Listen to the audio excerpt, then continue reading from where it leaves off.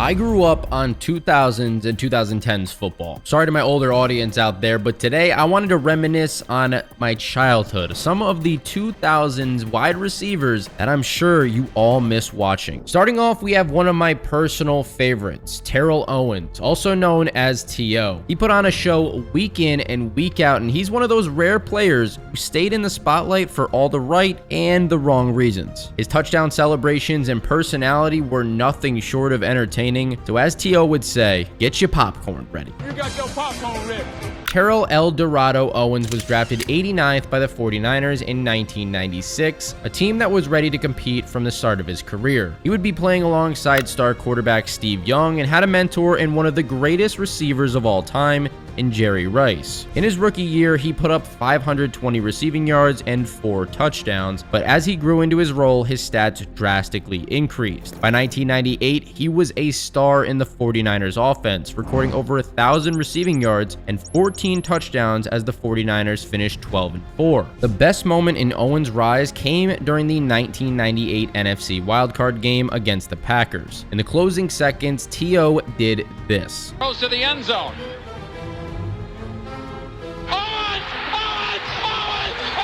This play famously became known as the Catch 2 because it reminded 49ers fans of the catch between Joe Montana and Dwight Clark. Unfortunately, the Niners would go on to lose to the Falcons by 2 in the divisional round, but that was the least of San Francisco's problems because tragedy struck early next year. Throughout Steve Young's career, he endured a lot of concussions, but during week 3 of the 1999 season, he suffered what would go on to be his last. This career-ending concussion for Young caused T.O. to have a down year, but everything changed the following season and he really broke out. He finished with 1,451 yards, 13 touchdowns, a Pro Bowl appearance, and an All-Pro First Team appearance, and he also set a 49ers single game record with 20 receptions in week number 16 against the Bears, where he got 283 yards and a touchdown. 49er touchdown. That season, he also had a 2-touchdown game against the Cowboys, where he went to the Star in the middle of Dallas's field to celebrate both times. Where's he going? Right to the center of the stadium. Cowboys player George Teague did not appreciate that too much, so he went and drilled him the second time, but T.O. just got right back up, went right back to the middle of the field, and continued celebrating. There he goes. Owens again heading for midfield. Now Teague's going to be kicked out of the game. Funny enough, the celebration on the Star from Owens landed him a 1-game suspension by his own head coach. Celebrations aside, for the rest of his time with the 49ers, T.O. continued to dominate. He made the Pro Bowl and recorded over 1,100 yards for the next 3 seasons. While things were going well on the field, tension was beginning to grow behind the scenes. Owens began voicing his frustrations publicly, mainly dealing with head coach Steve Mariucci, who he criticized for that suspension I mentioned earlier from the Cowboys Star celebration. T.O. didn't feel like the organization had his back at this point, and it was clear that his time in San Francisco was coming to an end. So in March of 2004, the 49ers struck a deal with the Ravens, sending Owens to Baltimore in exchange for a second-round draft pick. On paper, this was a win-win for both teams. The Ravens acquired one of the most dynamic receivers in the league, and the 49ers got some solid draft capital in return. But there was one massive problem. Owens was not on board. He wanted to join the Philadelphia Eagles, where he believed he would have a stronger chance at a championship run alongside quarterback Donovan McNabb. Owens refused to report to Baltimore, which left both teams in an awkward position. Ultimately, the 49ers, Eagles, and Ravens made a very rare 3-team trade. Instead of sending Owens to Baltimore, the 49ers traded him to Philadelphia, the destination that he preferred. In exchange, Baltimore received a compensatory 5th-round draft pick, and defensive lineman Brandon Whiting was sent from the Eagles to the 49ers as compensation for the lost deal. I feel like I'm in a winning organization here. Maybe I am the missing link. Once he got to Philly, Owens began thriving, and one of his standout games came in his debut as an Eagle. In the season opener against the New York Giants, he ended the game with 8 catches for 68 yards and 3 touchdowns. He finished 2004 by putting up his 5th straight 1,000-yard season with 1,200 yards, and he had 14 touchdowns in just 14 games. However, T.O.'s season took a dramatic turn when he broke his leg late during their Week 14 matchup against the Cowboys. Many thought that his season was over at this point, but the Eagles Eagles season continued to lengthen with playoff wins, so Owens was back for Super Bowl 39. In a great performance against the Patriots, he had 9 catches for 122 yards, but that didn't stop the Eagles from ultimately falling short 24-21. After a phenomenal first year in Philly, things started to go downhill though. Owens began openly criticizing McNabb and other teammates in the media. In one interview, he suggested that the Eagles would have been undefeated in November of 2005 if Brett Favre was the quarterback. 7 weeks into that same season, Owens had a heated argument with Eagles defensive end Hugh Douglas and made several more negative comments about McNabb, which led to the Eagles suspending Owens for 4 weeks. They ended up deactivating him for the rest of the year and then officially releasing him in early 2006, making him a free agent. Ironically, he then signed with the Dallas Cowboys in free agency, where he took his game to another level. In his first season with the Cowboys, he led the league with 13 touchdown receptions and recorded 1,180 receiving yards, adding an intensity to the Cowboys offense that was very hard to match. His connection with quarterback Tony Romo quickly grew, transforming Dallas into one of the most dangerous offenses in the entire league. The 2007 season marked one of the best in Owens' career. He logged 1,355 receiving yards and 15 touchdowns, including a standout 4-touchdown game against Washington. Romo, end zone, T.O. open, touchdown. Owens left alone. Is it going to be 4? Touchdown, Dallas. His ability to break open a game was what made him so great, as he consistently took advantages of mismatches and even double coverage to make huge plays. Dallas went on to finish that season with a 13-3 record, largely thanks to Owens' contributions. And it seemed like T.O. was actually maturing a little bit. In a post-game interview after a playoff loss to the Giants, he defended Tony Romo, saying, "That's my quarterback." It's not about, Tony. You guys can point the finger at him, and if you do that, it's really unfair. It's my team. It's my quarterback.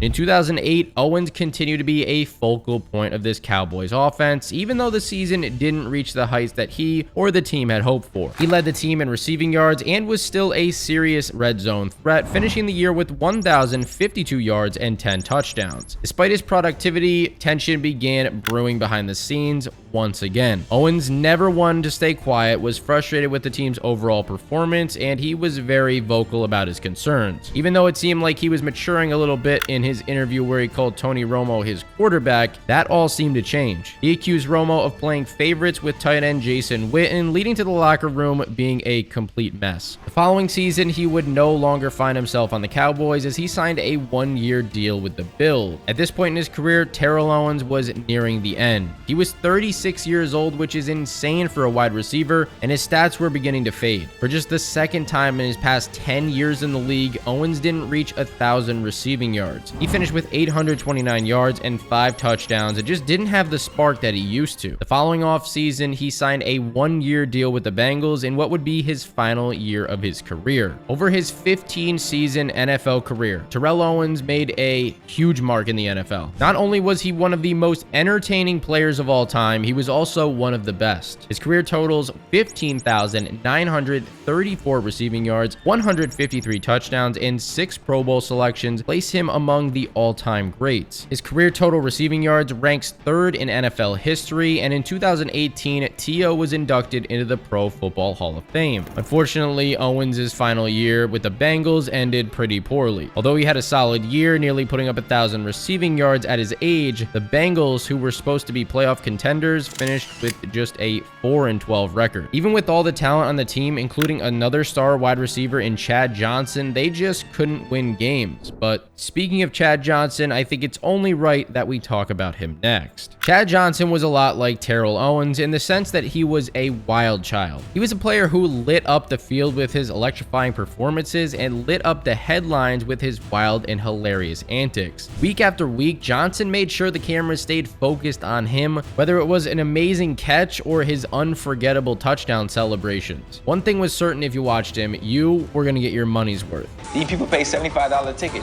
You mean to tell me I'm not going to give them a show? I'm going to give you your money's worth before I leave today. Chad Johnson was selected with the 36th pick in the 2001 NFL Draft to the Cincinnati Bengals, a team that had not delivered their fans a winning season in over a decade, and Chad was brought in to change that. But his rookie season was far from great. He recorded just 329 yards and 1 touchdown, not the start he or anyone else was hoping for. But in his sophomore season, he turned things around, breaking the 1,000-yard mark with 1,166 yards as well as 5 touchdowns to top it off. It was clear that Johnson was special, but he wasn't just special, he was insanely dedicated too. In fact, he was so dedicated that he never left Paul Brown Stadium except for away games. He even slept in the players' lounge. Safe to say that he was the first one in and the last one out every day, as in he never came out. But this didn't stop the Bengals from still being bad, finishing the 2002 season at 2-14. This caused the Bengals to hire head coach Marvin Lewis the following year, help turn the program around. However, the Bengals got out to another disappointing start to the year. At a 1-4 record, Chad was not only mad with the team's performance, he was also very annoyed with how he played against the Bills in week number 5. So he decided to write his offensive coordinator a check for $100,000 and told him to cash it in if he couldn't perform at a high level the following week against their rival Baltimore Ravens. Johnson went for 130 yards with a touchdown to top it off, and offensive coordinator Bob Bratowski tore the check right up at the end of the year. Over the next several seasons, Chad established himself as one of the most explosive and entertaining wide receivers in the entire league. He finished the 2003 season by breaking the Bengals' single-season receiving yard record with 1,355 yards, a record that he would end up breaking 3 more times before his career was over. He also played a key role in helping the Bengals finish the season at 8-8, which was a significant improvement from the year prior. From 2003 to 2007, he surpassed 1,000 receiving yards every season, along with earning 5 consecutive Pro Bowl selections and being named All-Pro 3 times during that stretch. Johnson also gave fans plenty of iconic moments along the way. In 2005, he created a checklist of all the cornerbacks that he planned on torching throughout the season, proudly marking them off one by one. Then came his historic run in 2006. In Week 10 against the Chargers, he exploded for 260 yards and 2 touchdowns. Has time. Going deep, wide open. And the touchdown, Chad Johnson. He followed that up with a monster game the next week, racking up 190 yards and 3 touchdowns against the Saints, setting a record for the most receiving yards over a 2-game span. But he wasn't done yet. In Week 11, he put up 123 yards against the Browns, setting another record for the most yards over a 3-game span since the NFL merger. While Chad was balling on the field, his off-field antics were just as entertaining. In 2007, he raced a horse on national television and won. Though he did have a 100-meter start, still, a win is a win. Chad raced the 4-year-old colt named Restore the Roar at Cincinnati's River Downs. The horse ran an 1/8 of a mile. The money went to Marvin Lewis's foundation, Feed the Children. Johnson won in front of a crowd of about 8,000 people. That same year, he sported a Hall of Fame jacket with Future Hall of Fame 20 ? Printed on the back. The very next game, he went off for 209 yards and 2 touchdowns, capping off one of the scores with a leap into the Browns' dog pound where he got showered with beer and received plenty of taunts from the fans. Then came one of the most interesting stories in Chad's career, his name change. Before officially becoming Ochocinco, Chad Johnson had been calling himself by that nickname for many years, which was a playful nod to his jersey number 85. However, there was just one slight issue with this. Ochocinco isn't the correct way to say 85 in Spanish. The proper translation is 85, but in classic Chad fashion, he fully embraced it. The nickname gained widespread attention during a pregame in 2006 when Johnson wore a custom jersey with Ochocinco on the back instead of Johnson. Safe to say the NFL wasn't too amused with this and ended up fining him. And go out in pregame warm-up and just wear the name Ochocinco on the back of my jersey for pregame warm-up. I wore it. Carson tore it off before kickoff. The next morning, the NFL fined me $30,000. But Chad wasn't one to back down. Instead, he took things one step further. If the league was going to penalize him for the name, he decided to make it official. So in 2008, right before the season started, Chad Johnson legally changed his last name to Ochocinco. They fined me $30,000 for altering the NFL uniform. So I appealed the fine. They told me no. I say, cool. I waited till the offseason and changed my name to Ochocinco on purpose as a big f you to the NFL. With the name change recognized by the government, the NFL could no longer fine him for having Ochocinco on his jersey. However, his first season as Chad Ochocinco didn't go as planned. He recorded just 540 receiving yards, which was his lowest since his rookie year. But in 2009, Chad bounced back, putting up over 1,000 receiving yards and scoring 9 touchdowns, leading the Bengals to the playoffs, and he credited the entirety of his success to none other than McDonald's. He even said McDonald's was his preferred spot for a first date. Well, we went to dinner, first date. You know, I'm at McDonald's. We had the drive-thru. She started ordering before I even pulled up to the thing. Had food delivered from the restaurant to a nightclub, and owned 3 McDonald's franchises himself. And during the 2009 season, he would also introduce the world to not just one, but 2 legendary phrases. The first being "child please." What does that mean, you might ask? I'll let him tell you. Child, please. Hey, that's one of them like, child, please. Child, please. You know what child, please mean? Child please is a nice way of telling someone, you know, you. Like, I really don't need to explain this to you, but if I say it with some oomph, Child, please. Child, please. that's like, man, you too. You feel me? And his other phrase was "kiss the baby," which I will also let him explain to you. Look here. It ain't no need to scream. It ain't no need to holler. Okay. I need you to save your energy. Yeah. To kiss the baby. Okay. Kiss the baby on 3. 1, 2, 3. Kiss the baby. Kiss the baby is basically a statement similar to when the fat lady sings. Basically trying to explain that when you kiss the baby, whatever the situation is, mean it's over.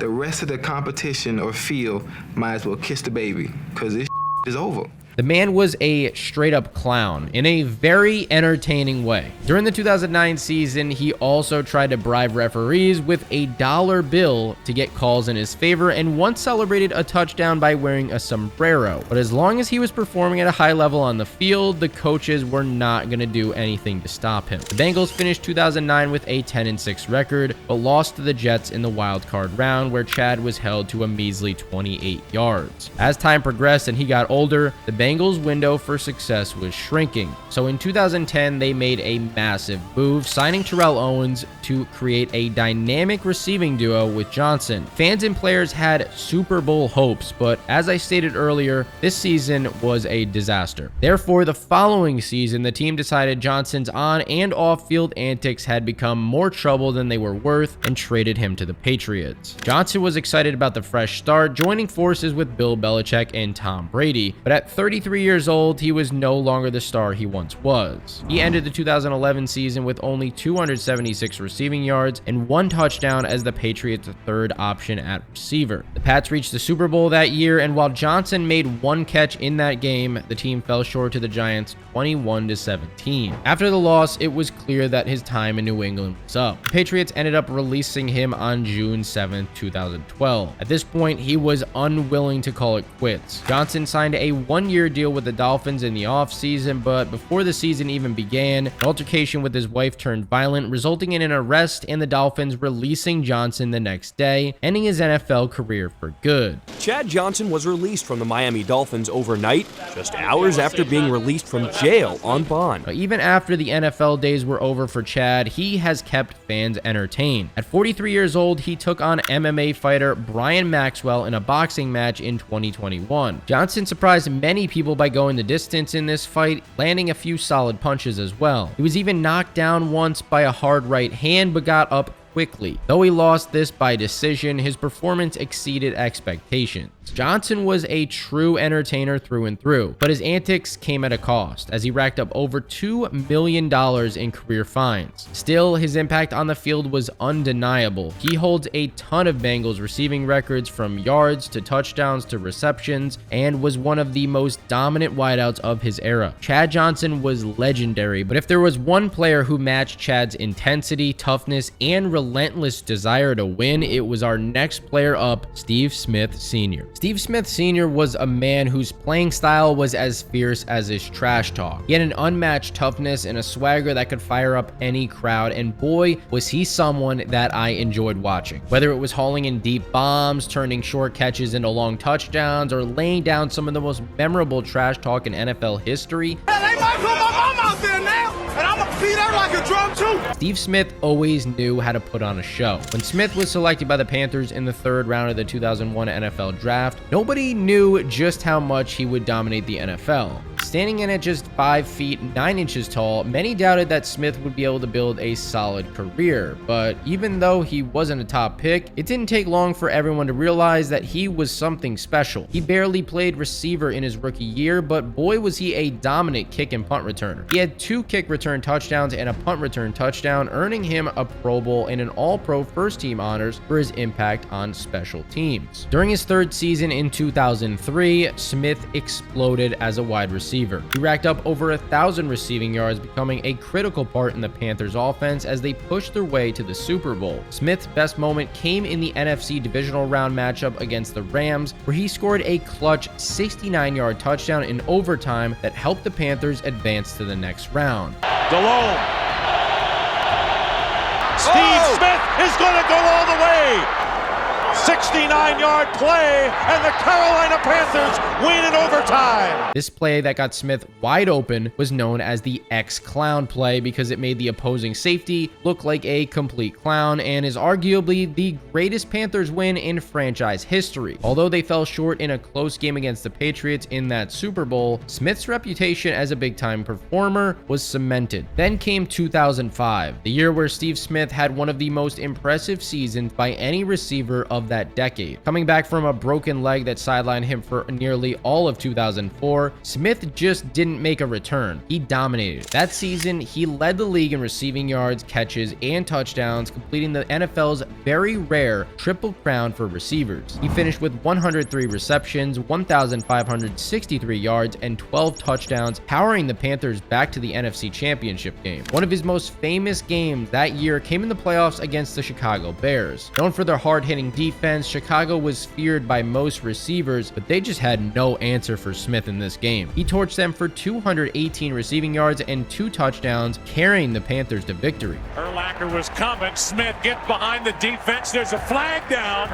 Smith makes the reception, a move, and he's into the end zone. What made Smith such a standout wasn't just his production, it was the way he played the game. He took everything personally, and his trash-talking skills were nearly as sharp as his route running. Smith wasn't afraid to go toe-to-toe with anybody, even defensive backs who were half a foot taller than him. Fast forward now to 2013, his famous catchphrase, "Ice up, son," was born. This started in an intense game between the Carolina Panthers and the New England Patriots on Monday Night Football. When Steve Smith went head-to-head with Aqib Talib, the Patriots shut down cornerback. It was a dogfight. From the first snap, Smith and Talib were locked in a battle that went beyond routine coverage and route running. Smith, who was one of the league's toughest receivers, wasn't going to back down, and Talib, equally notorious for his aggressive, in-your-face style of football, seemed very eager to challenge him. Throughout this game, the two exchanged not only competitive plays, but also shoves, taunts, and even a few borderline dirty moves. At one point, Talib grabbed Smith's ankle, trying to prevent him from breaking free downfield, and this led to a scuffle in which both players would receive penalties for unsportsmanlike conduct. But the real fireworks came after the game. The Panthers managed to pull off an incredible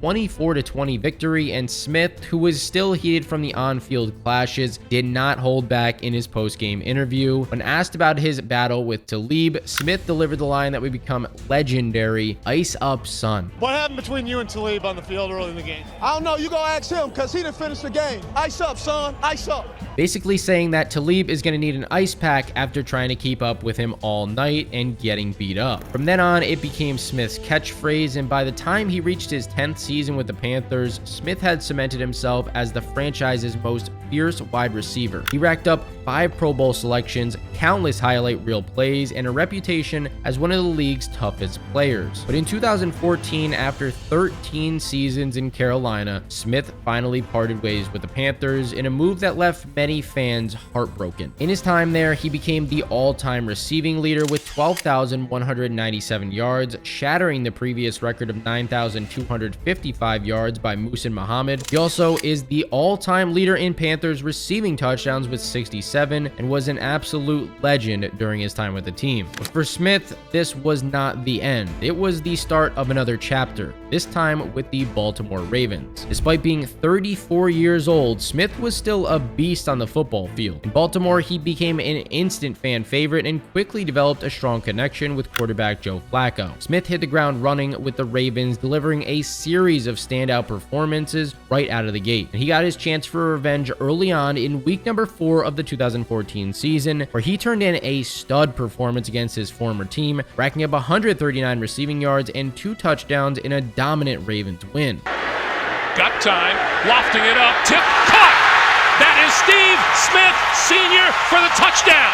His debut season with Baltimore saw him rack up 1,065 receiving yards and 6 touchdowns, reminding everybody that he was far from done. And in 2015, he was on track for another stellar season, but a ruptured Achilles cut that dream short. Instead of hanging up the cleats like most players would at his age, Smith announced he'd return for one final season in 2016. During his final season, he crossed the 1,000 career reception milestone and is one of 12 receivers in NFL history to surpass 14,000 career receiving yards. Over his 3 seasons in Baltimore, Smith continued to play with the same intensity that defined his Carolina years. Even as injuries began to slow him down, his skill and passion for the game never changed. Smith finished his career with more than 14,700 receiving yards, good for 8th on the all-time list at the time of his retirement, and 81 touchdowns. But the stats alone don't tell the full story of Steve Smith's legacy. He was a player who brought life and fire to every game that he played in. His rivals respected him, his teammates loved him, and his fans certainly enjoyed watching him entertain week after week. The man was so awesome to watch, and the dude was famous for turning bad passes, which there were many of them, into big receptions, and his yards after catch ability, they were just insane. He regularly abused bigger cornerbacks, and the all too common double teams could not slow this man down. His blend of speed, quickness, vertical leap, and strength allowed him to get separation and win jump balls with authority, which reminds me a lot of our next guy on this list, Colts legend Reggie Wayne. There's something about a wide receiver who doesn't just show up, but he shows up when it matters the most. A receiver who doesn't need the spotlight, just the ball, the moment, and the will to make it count, and that was Reggie Wayne in a nutshell. In college, Wayne went to Miami where he thrived. He was part of an insanely talented roster that included NFL future stars like Ed Reed, Andre Johnson, and Santana Moss. By the time he left the Hurricanes, Wayne held the record for most career receptions with 173, a mark that stood for 2 decades after he left. When he was drafted with the 30th overall pick in the 2001 NFL Draft, little did the Indianapolis Colts know that they were about to get a cornerstone piece to their offense. At first, he was in the shadow of Marvin Harrison, one of the greatest receivers of all time, and spoiler, the next receiver we're going to talk about in this video. But Wayne saw an opportunity to learn from a master of route running, timing, and discipline. Pair that with his quarterback being Peyton Manning, Wayne slowly improved his craft, studying every aspect of the game. His first couple of years in the league were pretty slow, but each of them showed improvement. And by 2004, his 4th year in the league, he was finally ready to emerge as a star. In week 3 against the Packers, he put up an incredible 184 yards and a touchdown on 11 catches.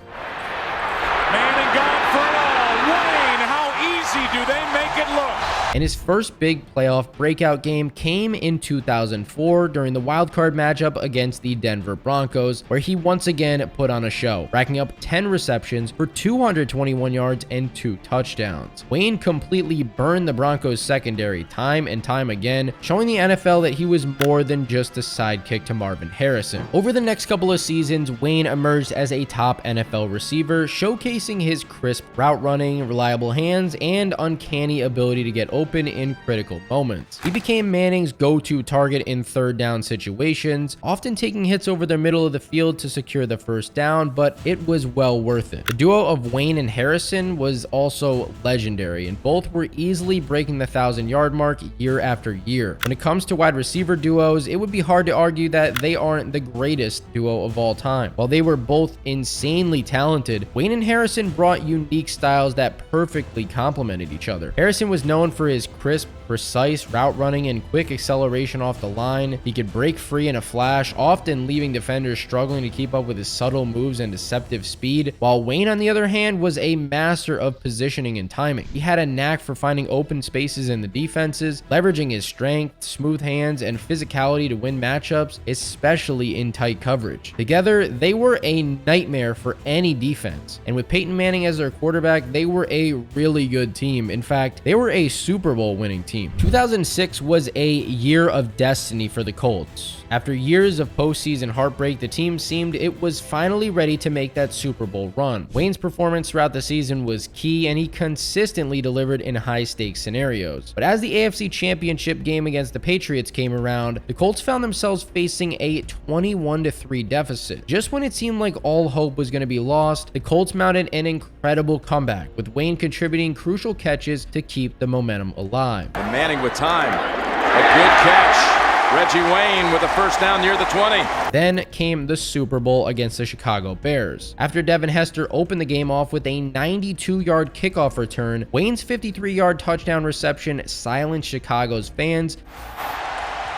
Man wide open, it's Wayne at the 15, he walks in. And set the tone for the rest of this game. After being down 14-6 at the end of the first quarter, the Colts battled their way back and won this game at 29-17, resulting in Wayne's one and only Super Bowl victory. After that Super Bowl win, Wayne only continued to elevate his game, quickly becoming one of the league's most consistent threats, known for his sharp routes, reliable hands, and ability to make big plays, like we said, in crucial scenarios. Defenders struggled to keep up with Wayne's footwork and his technique, and from 2006 to 2010, Wayne averaged over 1,200 yards per season, his best season coming in 2007, where he led the NFL with 1,510 receiving yards and was named a second-team All-Pro. In 2009, Wayne helped lead the Colts to a near-perfect season, finishing with a 14-2 record and a trip back to the Super Bowl. Although they ultimately fell to the New Orleans Saints, Wayne's 1,264 yards and 10 touchdowns that season were a testament to his elite skill level. But everything was going to change for the Colts in 2011. Peyton Manning was the only quarterback that Wayne had ever known, and he was out for the year with a neck injury. This left Curtis Painter and Dan Orlovsky leading the team to an atrocious 2-14 record. Even with the horrendous quarterback play, though, Wayne still did well, finishing the year with 960 yards on 75 receptions. In 2012, the team drafted rookie quarterback Andrew Luck after releasing Peyton Manning during the offseason. Luckily, that didn't slow down Wayne too much, as he put up 1,355 yards and 5 touchdowns, helping the Colts to make a playoff run when they were least expected to. Reggie Wayne also delivered one of his best performances of his entire career that year while facing off against the Green Bay Packers. He was unstoppable in this one, finishing with 13 catches for 212 yards and a game-winning touchdown with under a minute left. That final touchdown catch capped off an incredible 21-point comeback, with the Colts winning 30-27. Wayne also surpassed Marvin Harrison's all-time record for receptions in a Colts uniform that year, and even at his age, he was still making an impact. Wayne's final season came in 2014 when he was 36 years old. Now, Reggie Wayne wasn't the flashiest player, but he didn't need to be. In an era when wide receivers often looked to the cameras, Reggie Wayne was simply looking at the scoreboard. And game after game, season after season, he delivered. One of my favorite things about Wayne was his loyalty. For all 14 years of his career, he was an Indianapolis Colt, and a legendary one at that. Wayne is currently waiting to be inducted into the Pro Football Hall of Fame. He's been a finalist for induction for 5 years in a row now, but is still yet to make it. But even though he retired, he wasn't done with football in Indianapolis just yet. He is currently their wide receiver coach and had a lot to do with them drafting Josh Downs in the 3rd round of the 2023 draft, who has looked like one of the only bright spots on that team team during the 2024 season. But going back to the Colts Super Bowl team, let's talk about Reggie Wayne's partner in crime, half of one of the best receiving duos of all time alongside Reggie Wayne. Let's talk about Marvin Harrison Sr. Marvin Harrison Sr. was like a quiet assassin on the field. He had elite skills, but rarely trash talked or had crazy celebrations like our first three players. He let his game do the talking for him, and it spoke loud. Harrison was selected with the 19th overall pick by the Indianapolis Colts in the 1996 NFL Draft. His game was built on precision, and defenders knew that they were going to get into a battle each and every time they lined up across from him. With moves that seemed almost choreographed, he would break down even the most skilled defenders. Every step Harrison took on the field was a calculated move designed to get him exactly to the right spot at the right time. His route running was so sharp that it looked as though he was working off a blueprint that only he and Peyton Manning understood. Unlike some receivers who rely purely on speed or strength, Harrison's mastery was all in the details. Subtle lean, a well-timed shoulder dip, or a perfectly placed jab step allowed him to create just enough separation. Even when defenders knew that it was coming, they could not stop him. The connection between Harrison and Manning is one of the most iconic in NFL history. When Manning arrived in Indianapolis in 1998, he found an immediate ally in Harrison, and together they formed a dynamic partnership that would terrorize defenses for over a decade. They were so in sync that Manning could often throw the ball to a spot before Harrison even turned his head, trusting that his receiver would be there to make the catch, and spoiler alert, he would. And when it came to his hands, few were as good as Harrison. Whether Manning was firing a bullet through double coverage or lofted a pass over the defense, Harrison would somehow make the catch, often in heavy traffic. The breakout season came in 1999, which was his fourth in the league, where he recorded 1,663 receiving yards on 115 catches and scored 12 touchdowns.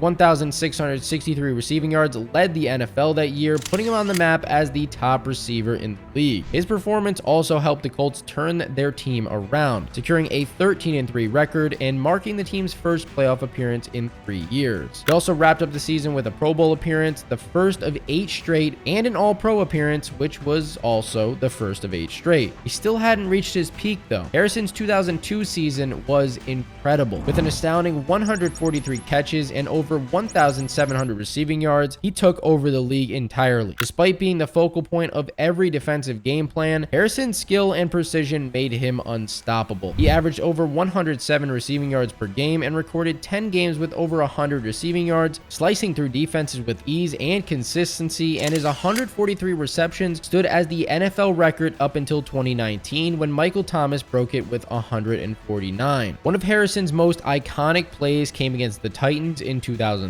Peyton Manning launched a ball downfield that looked destined to sail out of Harrison's reach, but in full stride, Harrison managed to stretch out and complete the catch one-handed. This catch highlighted his concentration, athleticism, and unique connection with Manning. The Titans defenders were stunned as Harrison's fingertip catch cemented yet another moment in his highlight reel. Marv's low-key personality and unrelenting work ethic were as much of a part of his legacy as his on-field achievements. In an era when many receivers were known for their big personalities and elaborate celebrations, as we stated earlier, Harrison was quite the opposite. As a mentor, Harrison's impact extended to the next generation of Colts receivers, most notably the guy we just previously talked about, Reggie Wayne. Harrison took Wayne under his wing, sharing insights on everything from route running to film study. His guidance helped Wayne evolve into an elite receiver in his own right, creating a dynamic receiving duo that gave opposing defenses nightmares. Wayne often credits Harrison with teaching him from the importance of footwork to the mental preparation needed to outsmart defenders. As good as Harrison has been every year in the regular season, he found another gear in the playoffs. He brought his A game when it mattered the most. His steady hands and perfect timing became even more valuable, and he consistently delivered when the Colts needed him the most. An unforgettable playoff moment came in the 2003 wildcard game against the Denver Broncos, where Harrison exploded for 7 catches, 133 yards, and 2 touchdowns, leading the Colts to a blowout win.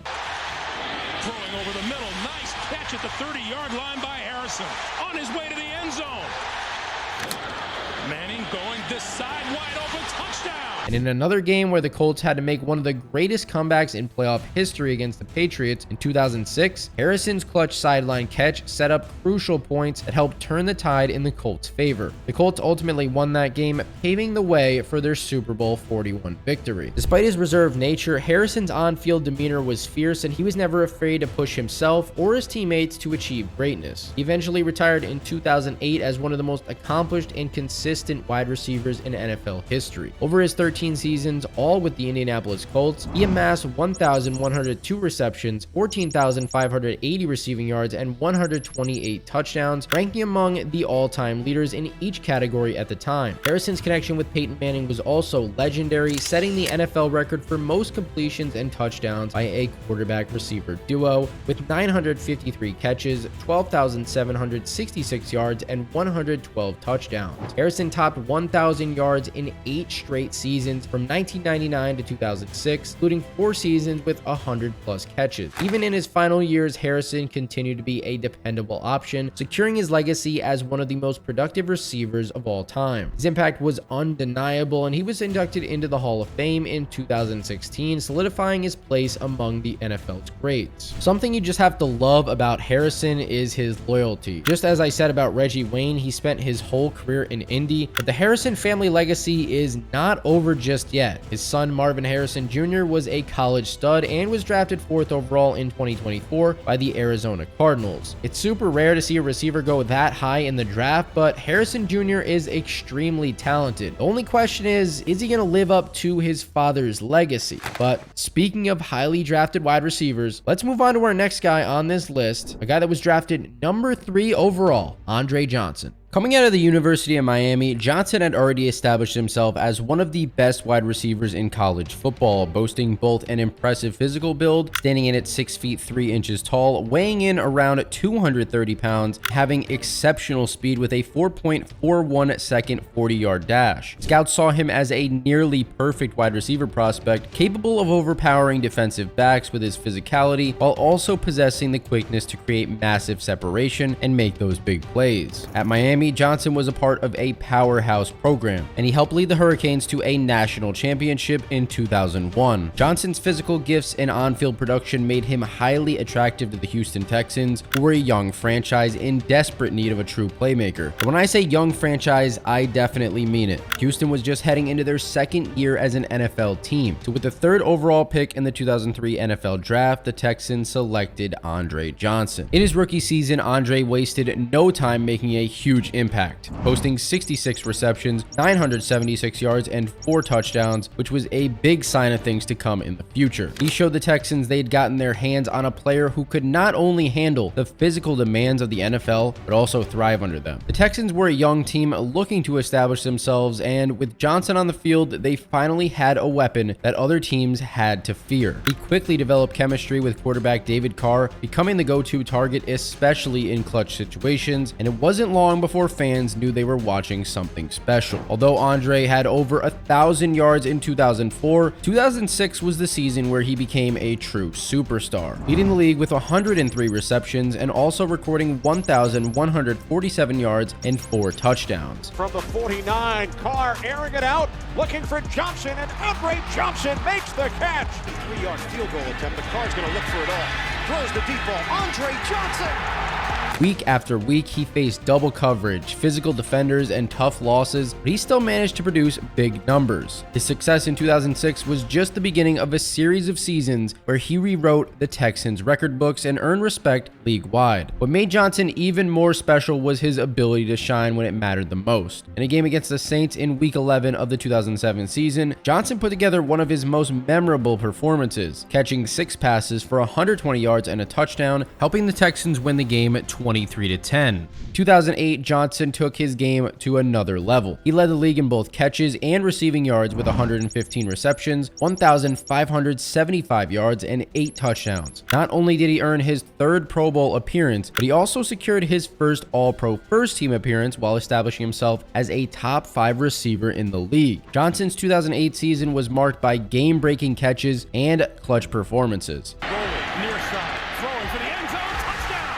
Shot looking, fires, touchdown Houston. He had this natural ability to just read defenses and find the openings. And once he got his hands on the ball, he was almost impossible to bring down one-on-one. But perhaps what defined him the most was the way that Johnson did it. It wasn't about his speed or his size, it was his hands. He had some of the best hands in NFL history, able to make difficult catches look routine. Whether it was a jump ball, a quick slant, or a deep route, Johnson seemed to always come down with the ball. In Week 15 against the Titans, he caught 11 passes for 207 yards and a touchdown. By the end of the season, Johnson was the undisputed leader of the Texans offense. The NFL was certainly on notice. Following his incredible 2008 season, Johnson proved that he was no one-year wonder by posting another dominant campaign in 2009, where he had 101 receptions, 1,569 yards, and 9 touchdowns, leading the league in yards once again. This back-to-back achievement was no small feat either, especially considering that the Texans were struggling on offense. He earned first-team All-Pro honors for the second consecutive year, solidifying his spot as one of the NFL's best. His consistency was what set Johnson apart from many other receivers in the league. He didn't have many off games, and that was huge for a team as inconsistent as the Texans. Johnson had some great moments throughout his career, including his notorious fight with Titans cornerback Cortland Finnegan in 2010, where he absolutely beat the crap out of him, or the performance against the Jaguars in 2012, where he put up a mind-blowing 273 receiving yards and scored the game-winning 48-yard touchdown in overtime.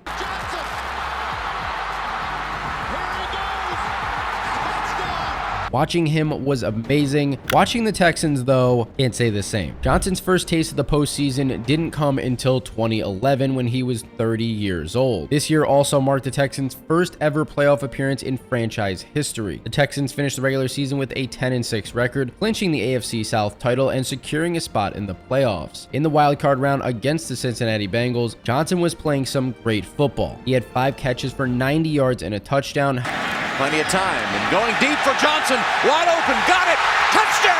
Helping the Texans secure a 31-10 win. However, the Texans' playoff run ended just 1 week later in the AFC divisional round against the Ravens. Johnson had another great performance, catching 8 passes for 111 yards, but the Texans still fell short, losing 20-13. Following season saw the Texans return to the playoffs once again. This time, their journey ended even earlier, though. The Texans finished with a 12-4 record and won the AFC South once again, but in the divisional round, they faced off against the Patriots in a game that ended in disappointment. Johnson did everything he could to keep the Texans in this game with 8 catches for 95 yards, but the Patriots were just too strong, winning the game 41-28. 2013 season was an absolute train wreck for the Texans. After starting the season 2-0, they hit a dramatic slump, losing 14 games in a row to finish with a 2-14 record. Johnson once again had a great season, making 109 catches for 1,407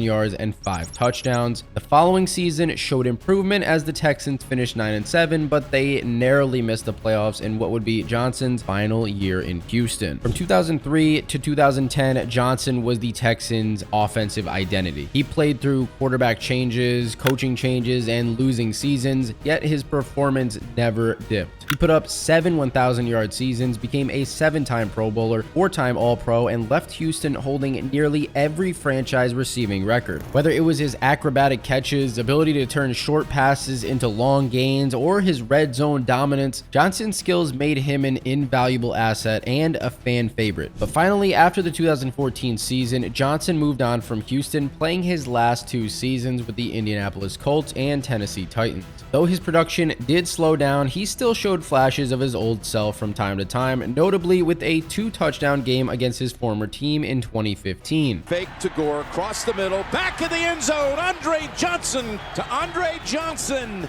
and he takes it across for the touchdown. Johnson retired in 2016, leaving behind a career that totaled 1,062 receptions, 14,185 receiving yards, and 70 touchdowns. His total receiving yards rank him among the top 12 in NFL history, and he finished his career with the respect of fans, players, and coaches. Throughout his career, Johnson had 4 seasons over 1,400 yards, and his legacy with the Houston Texans was cemented when he became the first player inducted to the Texans Ring of Honor in 2019, an honor that recognized his incredible impact on the franchise and his place as one of the greatest players in team history. His jersey number 80 was also honored by the team, and even if Johnson didn't win a Super Bowl during his career, his impact was undeniable, and he basically made the Texans a relevant team. It was a lot like how Larry Fitzgerald helped make the Cardinals relevant again, and oh, would you look at that, Fitz is the next guy on my list. At 6 feet 3 inches tall and around 220 pounds, Fitzgerald had the ideal size for a receiver, combining strength and agility with exceptional body control. He set multiple records during his college career, including breaking Pitt's single season and career receiving touchdown records. His dominance on the field earned him the prestigious Biletnikoff Award in 2003, given to the nation's best wide receiver, and this level of production in college made him one of the most highly anticipated wide receiver prospects in years. The 2004 NFL Draft, the wide receiver position was seemingly stacked with top-tier talent, including Fitzgerald, Reggie Williams, and Roy Williams, but Fitzgerald's standout ability to make every type of catch in any situation, along with his exceptional route running, set him far apart from the rest. Arizona Cardinals, who had the 3rd overall pick, were looking to build a dynamic offense, and Fitzgerald was viewed as the perfect player to immediately come in and make an impact as the team's primary receiving target. So just like Andre Johnson, Larry Fitzgerald would be selected with the 3rd overall pick. Right from the start, Fitzgerald made a splash, even as a rookie. He caught 58 passes for 780 yards and 8 touchdowns. There's the fade out. Is he in? The ball was caught. Touchdown, Cardinals. Pump fake. There you go. Going for Fitzgerald. There you go. Fitzgerald adjusted and made the catch for the touchdown. Establishing himself as a legitimate weapon in the NFL. But what made him stand out was his rare combination of size, speed, and ball skills. He could go up and get the ball at its highest point, and his route running was always crisp and sharp, making him very hard to cover. And this was just the beginning. As Fitzgerald moved into his 2nd season, he began to establish himself as one of the NFL's best. In 2005, he caught 103 passes for 1,409 yards and 10 touchdowns, and in 2007, he posted nearly the exact same stats. Fitzgerald finished the season with 1,409 yards again, along with another 10 touchdowns. The only difference was his 3 less receptions in 2007 compared to 2005. Everybody out. Warner deep. Fitzgerald touchdown. Play action looking deep, wide open. Fitzgerald, can he get it? Yes, touchdown Arizona. His connection with quarterback Kurt Warner played a huge role in his success. The two had a natural connection, and Warner's precision as a passer was the perfect complement to Fitzgerald's route running and ability to make spectacular catches. Together, they became one of the league's most dangerous duos and a nightmare for defenses. 2008 was a historic year for Fitzgerald and the Cardinals as a whole. The team made an unexpected Super Bowl run, and Fitzgerald was the driving force. Fitz posted over 1,400 yards and 12 touchdowns during the regular season, but it was his postseason performances that truly cemented his status as one of the league's elite receivers. And it's going to be a fade for Fitzgerald, who's going to go up for the touchdown. Loads of time. Now he throws. It's caught by Fitzgerald. And Fitzgerald, touchdown. As the Cardinals' offense struggled to find consistency at times during this season, Fitzgerald remained their constant. He was the go-to player when the team needed to make a play, and he delivered time and time again. Super Bowl 43, Fitzgerald delivered a performance for the ages. With the Cardinals trailing the Pittsburgh Steelers, Fitzgerald caught a 64-yard touchdown that gave Arizona a 23-20 lead with less than 3 minutes to go. Warner has time. Fitzgerald into Steeler territory. And Larry Fitzgerald catches that ball and runs right through it.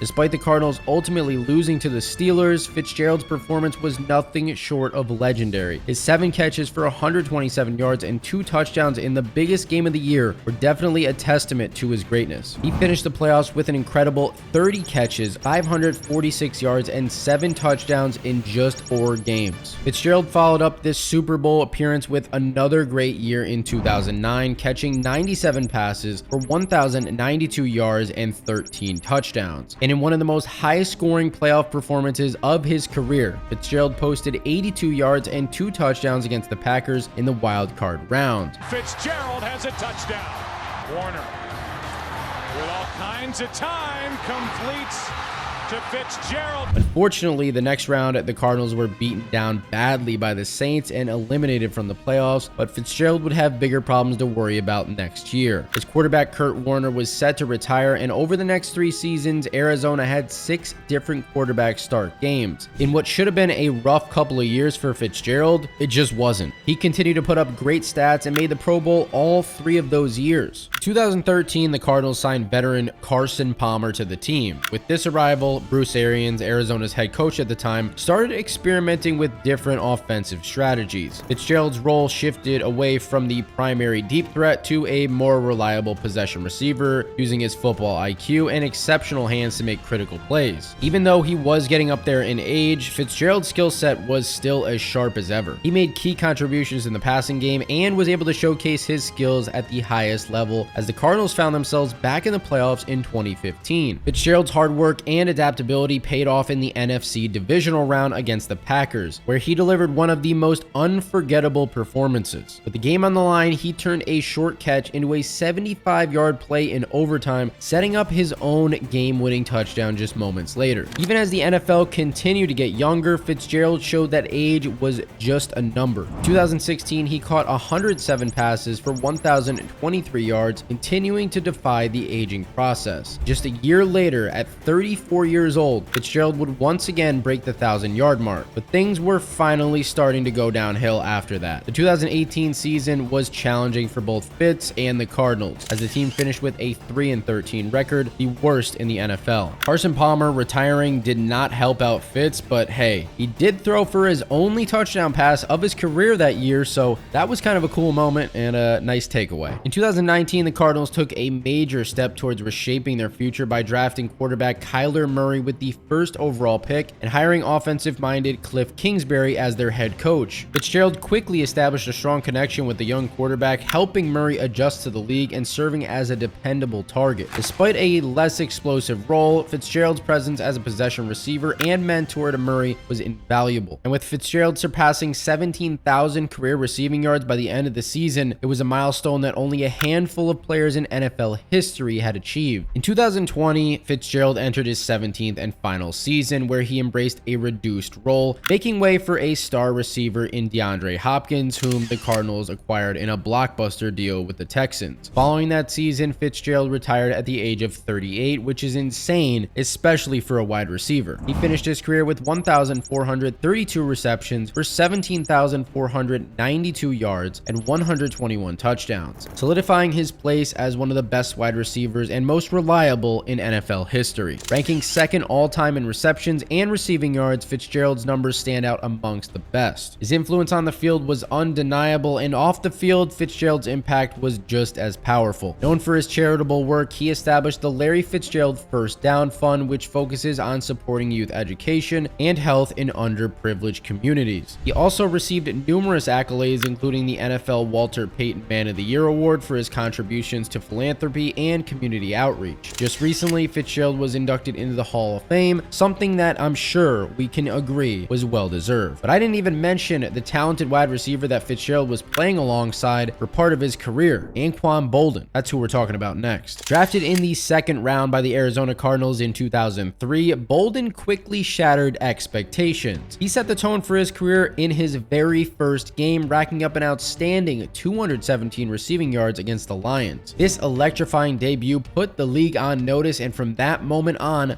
Boldin became one of the most feared receivers in the league. That performance was no fluke either. It looked that way. Completed to him, and he leans over for the touchdown. Boldin went on to finish his rookie year with 1,377 receiving yards, earning him the Offensive Rookie of the Year award and a Pro Bowl nod. He immediately became a favorite target for the Cardinals quarterbacks and earned the reputation as a player who was not afraid to fight for those extra yards, often taking on multiple defenders to gain every inch possible. By his 2nd season, Boldin had established himself as a foundational piece of Arizona's offense. Although he did deal with some injuries in 2004, 2004. He bounced back nicely the following year to post a 1,402-yard season in 2005, and his chemistry with the newly drafted Larry Fitzgerald, who joined the team in 2004, made the Cardinals receiving core one of the best in the NFL. While Fitzgerald was known for his technical skill, Boldin was the gritty, hard-nosed receiver who could make those tough catches over the middle, thrive in short yardage situations, and turn small plays into bruising battles. Together, Boldin and Fitzgerald complemented each other perfectly, with their skill sets forcing defenses to pick their poison. Either way, you're gonna lose. 2008 season was important in Boldin's career path with the Cardinals. That year, he played a key role in leading Arizona to the playoffs for the first time in years, contributing heavily to the team's offensive firepower. Despite suffering a gruesome injury, a fractured sinus, and facial bones from a brutal helmet-to-helmet hit, Boldin returned to action just a few weeks later. Some of his most defining moments with the Cardinals came during the team's historic run to Super Bowl 43. Although he was dealing with the lingering effects of that injury, he played a crucial role in Arizona's playoff success, contributing with key catches in high-pressure situations. His performances in the playoffs helped the Cardinals secure victories over Atlanta and Philadelphia, setting up a Super Bowl matchup with the Steelers. In that game, while Fitzgerald made headlines with his 2 thrilling touchdowns, Boldin's presence was equally as important, as he kept the Steelers' defense on their toes and helped open up the field. While the Cardinals ultimately fell short in a heartbreaking 27-23 loss, Boldin's toughness throughout the season endeared him to fans and cemented his legacy in Arizona. Unfortunately, Boldin's time with the Cardinals would come to an end after the 2009 season. By that point, he'd already proven himself as one of the most reliable and dynamic receivers in the league, posting big numbers and playing through tough injuries, yet he still felt underappreciated by the organization. The Cardinals had given Boldin a 6-year contract extension in 2005. By 2008, it was very clear that his value was much greater than the terms of that deal. Boldin publicly expressed his frustration, feeling that he wasn't being valued for what he brought to the field. Ultimately, the Cardinals traded Boldin to the Baltimore Ravens in 2010 for a 3rd and a 4th round draft pick. The next season, the Cardinals gave Larry Fitzgerald an 8-year, $120 million extension, which had to make Boldin angry. During his 7 years with Arizona, he racked up over 7,500 receiving yards, 44 touchdowns, 3 Pro Bowl nominations, and countless clutch catches. Deep in the pocket, now steps up, guns it over the middle, caught Boldin at the 35. He'll block up the side, and it's caught. An amazing catch by Anquan Boldin. 2nd and 3 pass, it's caught.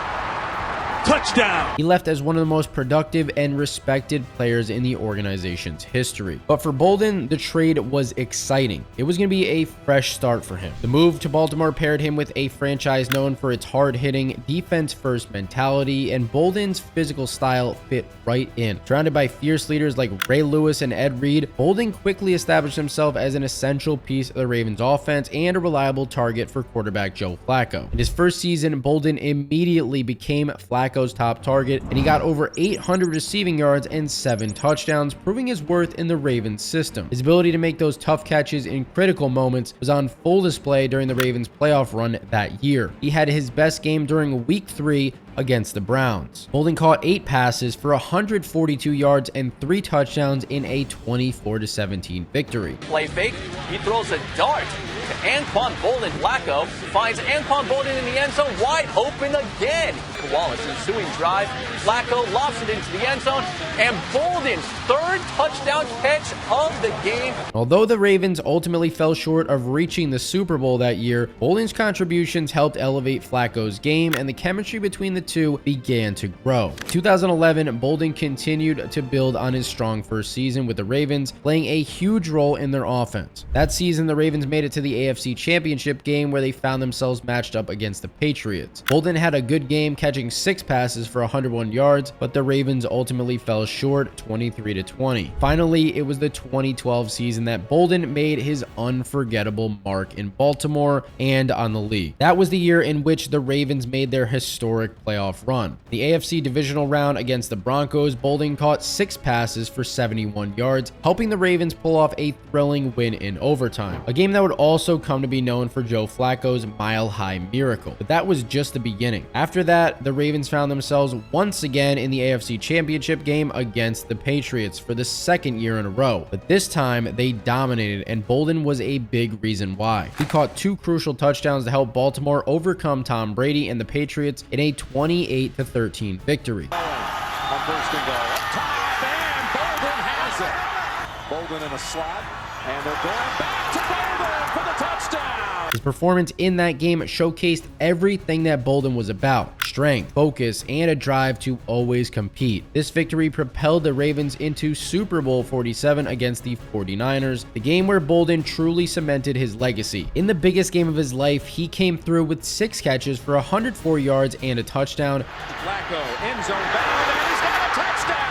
helping lead Baltimore to a hard-fought 34-31 victory over the 49ers. Following that Super Bowl win, Anquan Boldin was traded from the Ravens to the team that they just beat in the Super Bowl, the San Francisco 49ers, in exchange for a 6th-round draft pick. For the 49ers, the trade was a significant move. They were coming off a Super Bowl appearance and looking to improve their receiving room to help quarterback Colin Kaepernick. Boldin's physical style of play, combined with his leadership and clutch ability, made him a perfect fit for this offense. Many wondered if he could replicate his success with a new team, but Boldin silenced any doubts almost immediately. In his debut game as a 49er, Boldin put up 208 receiving yards on 13 receptions, instantly winning over the San Francisco fans. Even as a veteran, he proved to be a valuable asset in the 49ers offense, becoming a steady presence for the young quarterback Colin Kaepernick. In his first year, he led the team in receiving yards with 1,179 yards on 85 receptions and had 7 touchdowns. What was most impressive about Boldin that season was his ability to perform in key moments. One of his most memorable moments from that season came in the NFC divisional round playoff game against the Panthers. Boldin caught 8 passes for 136 yards, showcasing his ability to dominate against even top-tier defenses. His performance was a key factor in the 49ers' 23-10 victory and their eventual run to the NFC Championship game before falling to the Seahawks 23-17. 2012, Boldin continued to be a reliable weapon for the 49ers, once again passing the 1,000-yard mark. Although the Niners' overall performance dropped that season and they missed out on the playoffs, Boldin's play was consistent. He helped mentor the younger receivers, showing that his impact extended well beyond just his on-field production. 2015 would mark his last year with the Niners, where he saw his production dip, which makes sense considering he was 35 years old. But following that season, he wasn't quite ready to be done with football just yet, as he signed a 1-year deal with the Detroit Lions for the 2016 season. He joined an offense led by quarterback Matthew Stafford and head coach Jim Caldwell. The move was seen as a perfect fit for the Lions, as they were looking for a reliable veteran receiver to complement Golden Tate and the emerging talent of Marvin Jones Jr. Surprisingly, he proved he still had plenty left in the tank, finishing the season with 67 receptions for 584 yards and 8 touchdowns. It seemed like a good way to finish off a career.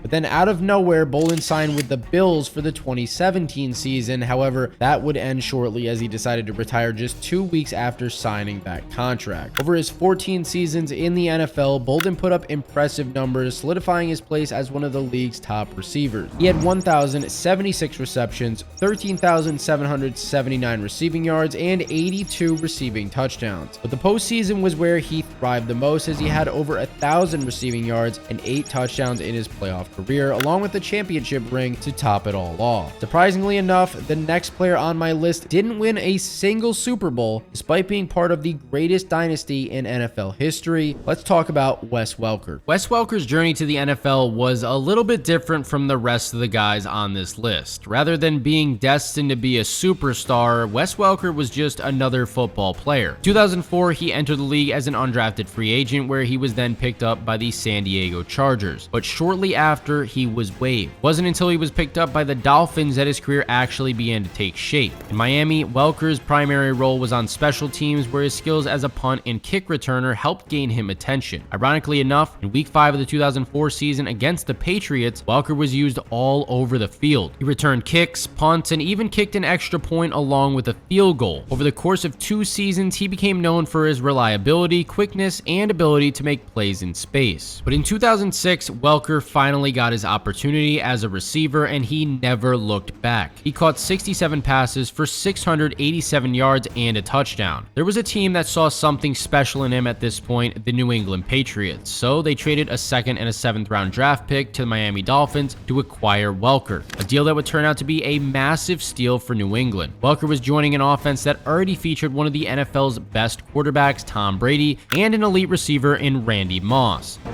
Tom Brady to Wes Welker. Touchdown. Right from the start, the partnership between Welker and Brady was magic. Brady's laser precision and Welker's ability to get open in tight spaces turned the slot receiver into a focal point of the Patriots' offensive system. His route running was elite, and his quickness made him nearly impossible to cover on short to medium routes. Brady, who was coming off one of the best seasons of his career, had an instant rapport with Welker. With Moss stretching the field, Welker was able to exploit mismatches in the middle of the field, and his chemistry with Brady became the heartbeat of the offensive attack for the Patriots. His first year with the Pats in 2007 was a special one. Perfect, almost, some would say. Welker finished the season with an astounding 112 catches, which tied him for the league lead and shattered the Patriots franchise record for single-season receptions, record that he would break 4 more times throughout his NFL career. He also racked up 1,175 receiving yards and 8 touchdowns during his first season. The Patriots were dominating the NFL with ease as they went on to finish the regular season 16-0, the first team since the 1972 Miami Dolphins to complete an undefeated regular season. Welker was a major contributor to this historic run, and his chemistry with Brady was undeniable. It seemed like they were going to complete the incredible task of a perfect season as they were flying through the playoffs. In the Super Bowl against the Giants, Welker did everything that he could to keep his team in it and bring home that championship, finishing with an impressive 11 catches for 103 yards, tying a Super Bowl record for catches in a single game at the time. His ability to consistently get open and pick up yardage was crucial, but in a game defined by Giants defensive heroics and now famous David Tyree helmet catch, the Patriots fell just short, losing 17-14 and spoiling the Patriots' perfect season. For Welker, this was a tough pill to swallow, knowing just how close this team had come to perfection only to see it all slip away. But this was a major step up for his personal career. Over the next few seasons, Welker continued to post impressive numbers as he made 5 Pro Bowls from 2008 to 2012 and had 5 consecutive All-Pro appearances from 2007 to 2011. As the 2011 season rolled around, Welker continued to dominate. He had his best season yet, finishing with 122 receptions, 1,569 yards, and 9 touchdowns, leading the NFL in receptions once again. His ability to get open on those quick slants, option routes, and drag routes made him a nightmare for defenders, especially in the middle of the field. As the playoffs came by, the Patriots were winning game after game, and Welker would finally get another shot at a Super Bowl ring. Once again, they found themselves against the New York Giants, matched up against Eli Manning. This was the same outcome. This one definitely stung a little more too. In a 21-17 loss to the Giants, one moment stood out. With the Patriots trailing late in this game, Brady threw a pass to Welker on a critical 3rd down. Ball hit Welker square in the hands, but he dropped it. It was a rare mistake from the usually sure-handed Welker, and though it wasn't the sole reason for the loss, it would haunt him for many years. The 2012 season marked Wes Welker's final year with the Patriots, and he certainly went out on a high note. He recorded 118 catches for 1,354 yards and 6 touchdowns, making it his 5th 100-catch season in 6 years with New England. Despite his continued success, contract negotiations between Welker and the Patriots remained tense. The team had placed the franchise tag on him before the season, which kept him under contract but did not guarantee him a long-term deal. As the season progressed, it became increasingly clear that the Patriots weren't very interested in signing Welker to an extended contract. They had emerging stars like Julian Edelman, Rob Gronkowski, and Aaron Hernandez, so they didn't give Welker the money that he wanted. Following their AFC Championship game loss to the Baltimore Ravens, Welker's future in New England was more uncertain than ever. Welker's payday never arrived, and he became a free agent before he signed a 2-year, $12 million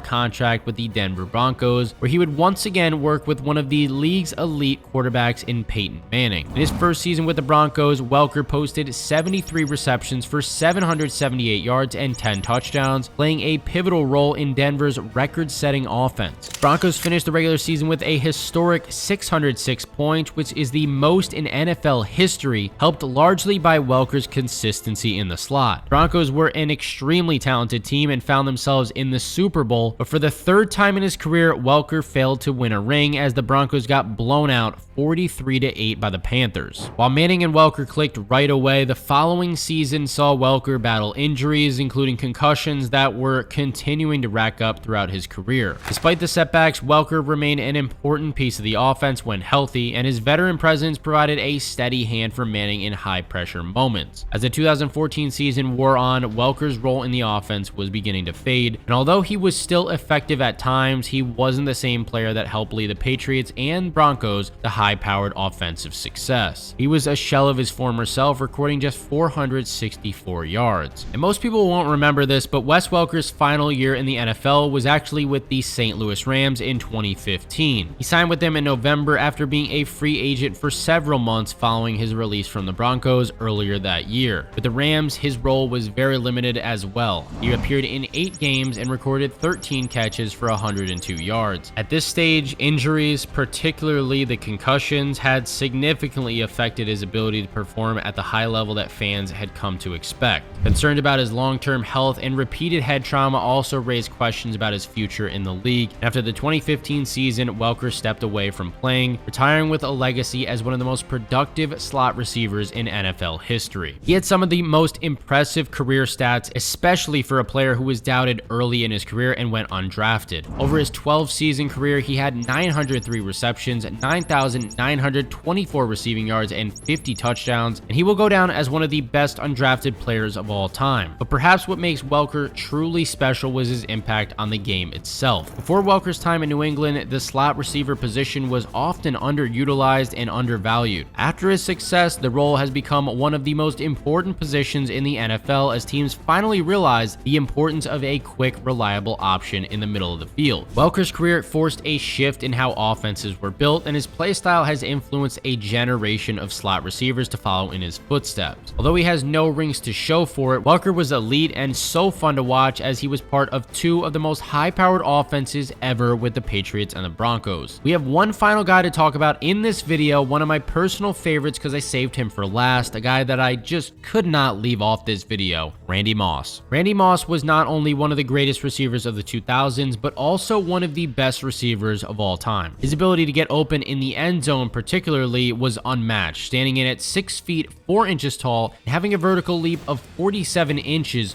Nobody was stopping him from going over the top and getting the ball. Coming out of Marshall, scouts believed that Moss could be a game-changing talent once he got to the league. They were a bit concerned about his legal history at the same time. After being found guilty of 2 counts of battery before college, there were worries that Moss could be trouble for the organization that took him. This caused Moss to fall all the way down to 21st overall in the 1998 NFL Draft when he was finally selected by the Minnesota Vikings. This was a complete steal for Minnesota because his first season was a legendary one. He wasted no time proving that the Vikings made the right choice here. Thank you. I will not disappoint you. I'm gonna give you everything I got. In the first ever game that he played in, Moss caught 4 passes for 95 yards and hauled in 2 touchdowns in their 31-7 win over the Bucs. Sprint out by Johnson, deep down the left sideline for Moss. He juggles, he's got a touchdown! He also had multiple games recording 3 touchdowns, an achievement that most players will never see throughout their entire careers. Against the Cowboys in Week 13, Moss caught 3 passes, but turned all of them into 163 yards and 3 touchdowns in an impressive 46-36 shootout win. And the very next week against the Bears, Moss caught 3 more touchdowns along with 106 yards in another Vikings win. Moss was dominating, but so was the entire team as the Vikings finished the year with a very impressive 15-1 record. He had built up very good chemistry with quarterback Randall Cunningham, and it looked like Minnesota had a real shot at taking home a Super Bowl title. In the divisional round matchup against the Cardinals, Moss continued to do his thing for 73 yards and a touchdown on 4 receptions. And looking and finding Randy Moss.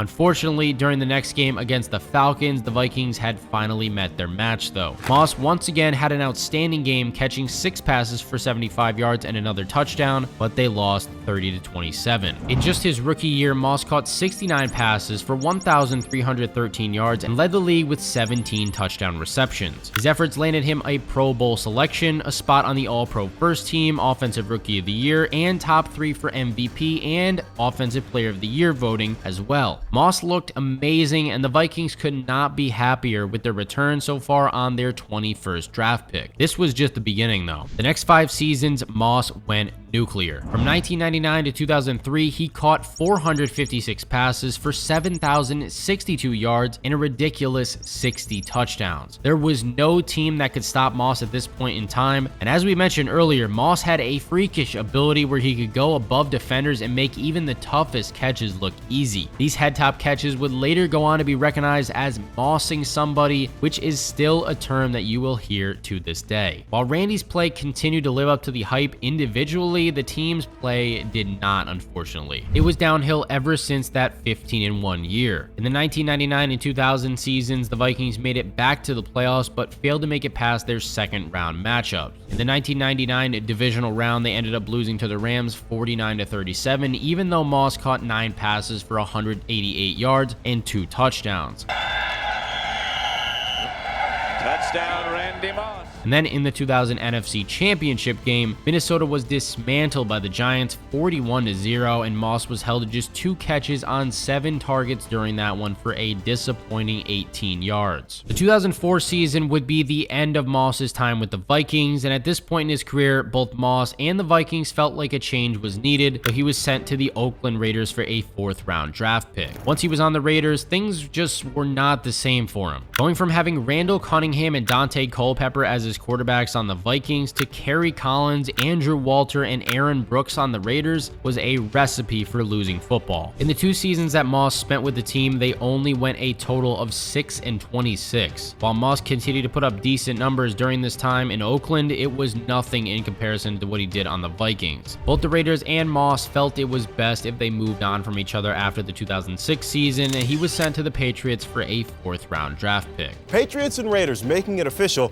Oakland sending disgruntled yet talented wide receiver Randy Moss to New England for a 4th round draft pick. This paired Moss up with one of, if not the best quarterbacks and coaching duos of all time in Tom Brady and Bill Belichick. The Patriots were a franchise that knew a lot about winning, unlike the Raiders, so this was supposed to be a huge improvement for the wide receiver, and boy was it ever. In Moss's first season with his new team, the Patriots went undefeated throughout the regular season with a 16-0 record, the same season that we just mentioned during the Wes Welker segment. Moss was back to playing dominant football, finishing the season with 98 catches, 1,493 receiving yards, and the record for most single-season receiving touchdowns with 23. Although the Patriots lost in the Super Bowl, Moss was back to playing some of his best football, and the winning environment certainly helped him thrive. During the 2008 and 2009 seasons, Moss eclipsed 1,000 yards and was half of Tom Brady's reliable receiving duo of him and Wes Welker. Welker was the slot guy catching those short passes, while Moss stretched the field and was that big play threat. Even with Moss putting up solid numbers, it was not enough for the Patriots to give him a long-term contract, so in the middle of the 2010 season, he was traded back to the Minnesota Vikings. Today morning, the Patriots traded away Randy Moss to,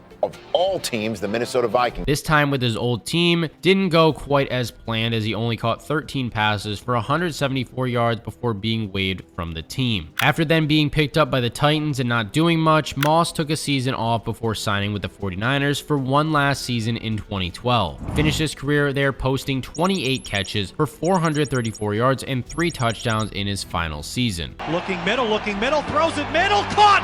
Touchdown, 49ers! He takes the snap, standing and throwing a deep ball for Moss. Down the near side, got it! Touchdown, 49ers! Over his 14 years in the league, Moss racked up 982 catches for 15,292 yards and 156 receiving touchdowns, currently ranked 2nd all-time in receiving touchdowns and 4th all-time in total receiving yards. Along with this, he was a 6-time Pro Bowler, 4-time All-Pro selection, and was inducted into the Hall of Fame in 2018, cementing his legacy as one of the best players in NFL history. And boy was he. Along with all of these other guys that I talked about, they were all so much fun to watch. These guys made Sundays absolutely incredible, so I thank them all for being themselves, I guess, and making football great. And if you guys want to see more videos like this on other positions, I'd be glad to bring that to you. Just comment it down below, and of course, drop a thumbs up on this video.